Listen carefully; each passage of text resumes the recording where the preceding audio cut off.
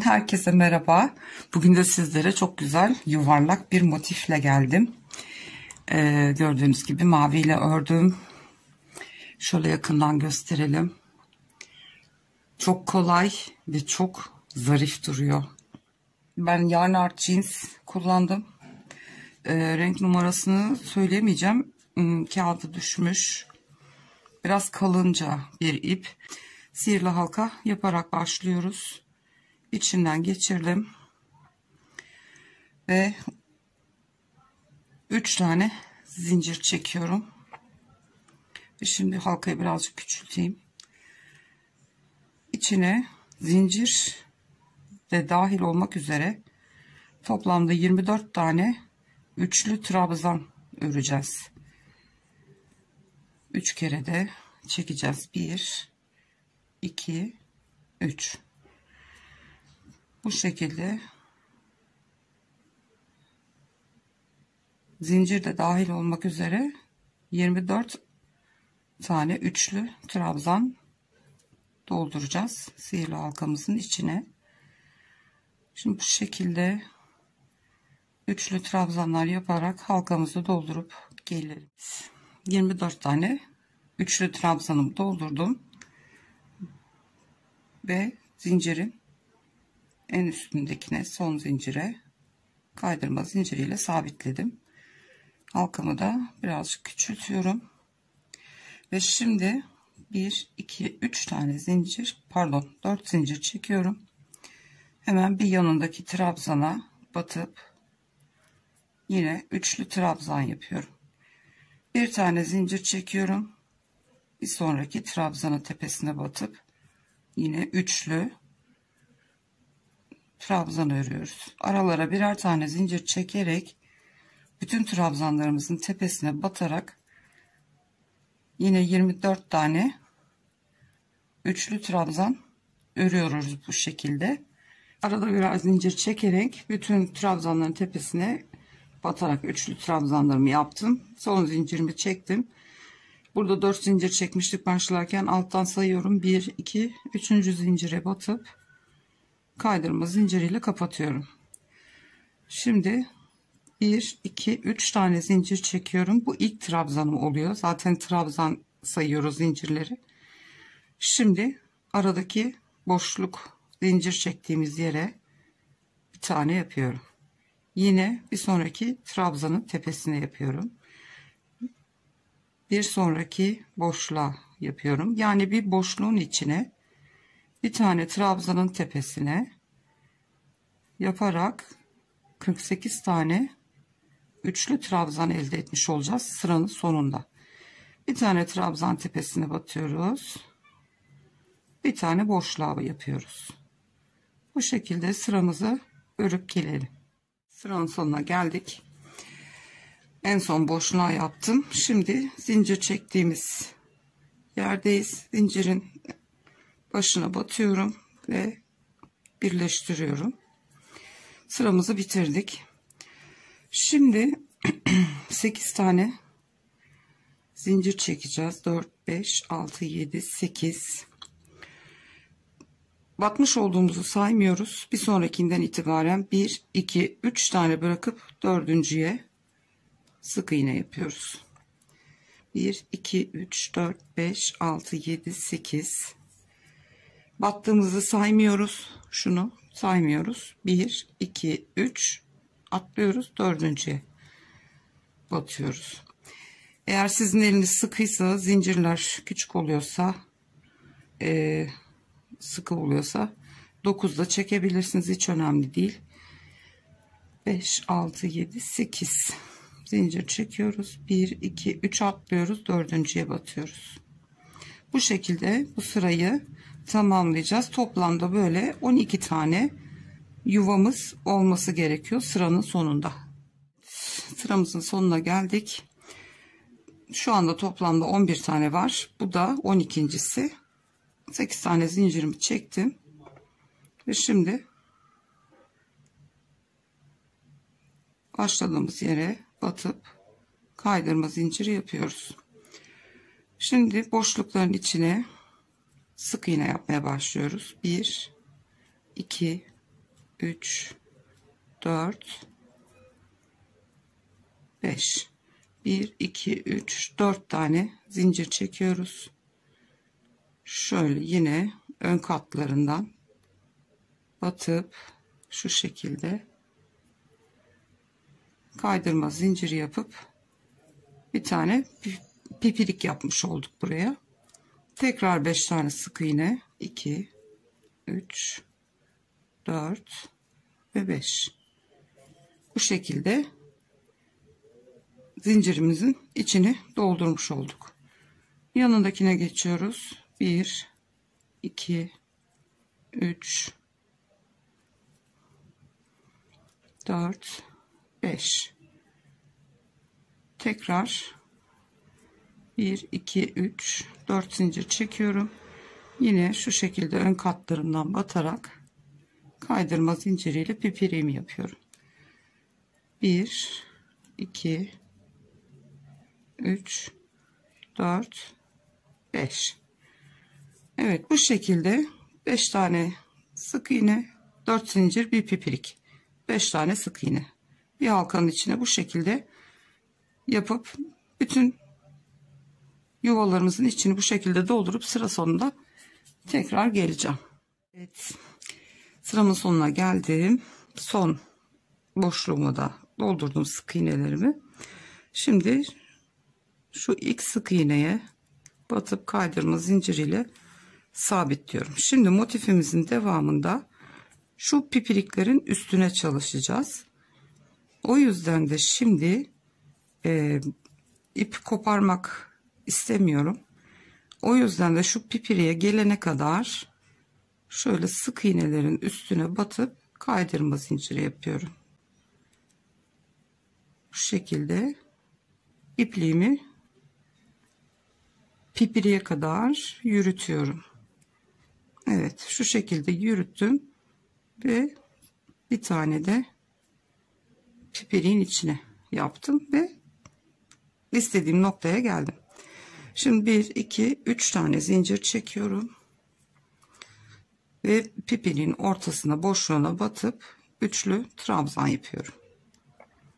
Araya 1 2 tane zincir çekiyorum. Yine aynı boşluğa batıp 2 tane daha üçlü trabzan yapacağım. Şu şekilde araya 1 2 3 4 5 tane zincir çekiyorum. Bir sonrakine atlıyorum. Üçlü trabzan örüyoruz yine. Bu motifte hep üçlü trabzan çalışılacak. 2 tane zincir çekiyorum. Ve yine 2 tane üçlü trabzan yapıyorum.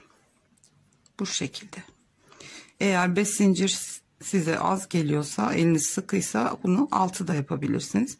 Bu şekilde şimdi bütün pipiriklerin tepesine çalışalım. Üçlü trabzanlarımızı sıra sonunda da tekrar beraber. Arkadaşlar, sıranın sonuna geldim. Son 5 zincirimi çekiyorum. Ve şu trabzanın tepesine kaydırma zinciriyle tutturuyorum. Şimdi bir tane kaydırma zinciriyle ortadaki boşluğa geçiş yapıyorum. Yine 3 tane zincir çekiyoruz. Boşluğun içine trabzanımı yapıyorum üçlü. Araya 3 tane zincir çekiyoruz bu sefer. Yine aynı boşluğun içine 2 tane üçlü trabzan yapıyoruz. 1 2 3 4 zincir çekiyorum. Bir alttaki zincire sık iğne ile tutturuyorum. Tekrar 4 zincir, boşluğa üçlü trabzanımı yapıyorum. Bir tane daha, araya 3 zincir, aynı boşluğa tekrar 2 tane üçlü trabzan örüyoruz. Yine 1 2 3 4 zincir çekiyorum. Zincire sık iğne yapıyorum. Tekrar 4 zincir ve boşluğun içine yine 2 tane üçlü trabzan örüyorum. Araya 3 zincir, Aynı boşluğa 2 tane daha trabzanımı örüyorum. Bu sıramızda bu şekilde ilerliyor. Sıra sonuna geldim. Son 4 zincirimi çektim ve şimdi yine bu ilk trabzanın tepesine batıp kaydırma zinciriyle kapatıyorum. Boşluğun içine bir tane kaydırma zinciriyle geçiyoruz. Şimdi 1 2 3 4 5 6 tane zincir çekiyoruz ve 3. zincire geri batıp 6 7 çekiyoruz, pardon. 3. zincire geri batıp buraya bir tane pipirik yapıyoruz. Şimdi son sıramızı dönüyoruz. Hem trabzanlarımızı öreceğiz hem pipiriklerimizi, kenar oyasını yapacağız. Bitireceğiz. Bir tane zincir çekiyorum. Bir tane daha ikili trabzan yapıyoruz. Bu zincirimiz trabzan sayılıyor. Tekrar 4 tane zincir çekiyorum ve yine ön katlarına batarak pipiriğimi yapıyorum. Bir zincir çekiyorum. Üçlü trabzan yapıyorum. 1 2 3 4 zincir.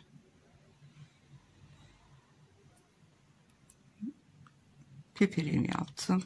Bir zincir. Yine üçlü trabzan örüyorum boşluğun içine. 4 tane oldu. Toplamda 5 tane yapacağız. 1 2 3 4 zincir.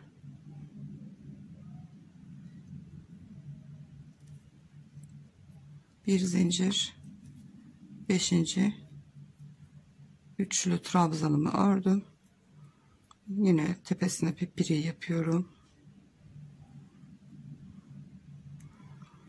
Bu sefer teminki sırada 4 zincir çekmiştik. Şimdi 3 zincir çekeceğiz. Çünkü buradaki trabzan sayımız arttı. 3 tane zincir çekiyorum. Şu bir önceki sırada yapmış olduğum sık iğnenin tam ortasına batıyorum. Ve yine sık iğne örüyorum buraya. 3 tane zincir çekiyorum. Bir sonraki boşluğa geçiyorum. Yine aynı şekilde trabzan ve pipirik yapacağız. 4 tane zincir. Araya bir zincir çekiyorum. İkinci trabzanımı örüyorum. Pipiriğimi yapıyorum. Toplamda bir boşluğun içine 5'er tane yapacağız böyle. Bir zincirimi çektim. Üçlü trabzanımı örüyorum. 4 zincir. Ve pipiriğimi yaptım. Bir zincir çekiyorum. 4. trabzanımı örüyorum. 4 tane zincir çekip pipiriğimi yapıyorum. Bir zincir çekiyorum ve son üçlü trabzanımı yapıyorum ve pipiriğimi yapacağım şimdi.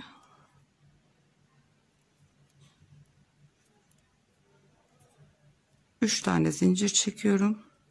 Şu aradaki sık iğnenin tepesine batıp yine sık iğne örüyoruz. 3 tane zincir çekiyoruz ve diğer boşluğumuza geçiyoruz. Evet, gördüğünüz gibi bu şekilde son sıramızı ve kenar oyamızı birlikte örmüş oluyoruz. Bu şekilde bütün sıramızı tamamlayalım ve gelelim. Evet arkadaşlar, ben komple bitirdim sıramı. Son 3 zincirimi çektim ve ilk yaptığımız pimpiriğin olduğu zincire şu şekilde batıyoruz. Ve bunu zincire batmam lazım.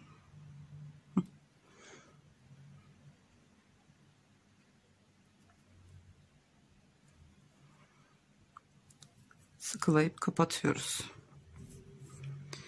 Evet, motifimiz bitti. Gördüğünüz gibi 3. motifimizi de yaptık. Tabi bu ütüsüz olduğu için farklı duruyor. Bu şekilde çok güzel oldu. Birazcık daha uzaklaştırayım ekranı. Şu şekilde Gördüğünüz gibi. Örmesi de çok zevkli. Şiddetle tavsiye ederim. Evet. Bugünkü çalışmamız da bu kadardı arkadaşlar. Umarım hoşunuza gitmiştir. Sonraki videoda görüşünceye kadar kendinize çok iyi bakın. Hoşça kalın.